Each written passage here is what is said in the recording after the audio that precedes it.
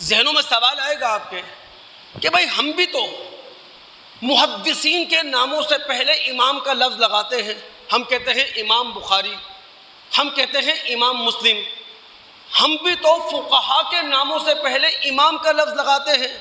ہم کہتے ہیں امام ابو حنیفہ رحمۃ اللہ علیہ، ہم کہتے ہیں امام شافعی رحمۃ اللہ علیہ.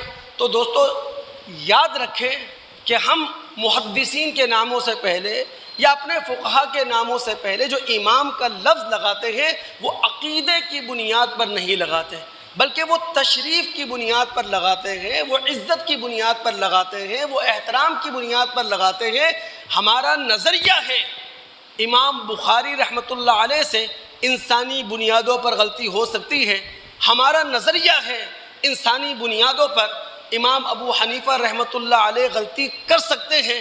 ہمارا یہ بھی نظریہ ہے کہ امام بخاری اور امام ابو حنیفہ رحمہم اللہ سے دلیل کی بنیاد پر فکری اور علمی اختلاف کیا جا سکتا ہے. چونکہ ہمارے ہاں کوئی بھی محمد الرسول اللہ کے بعد معصوم نہیں ہے.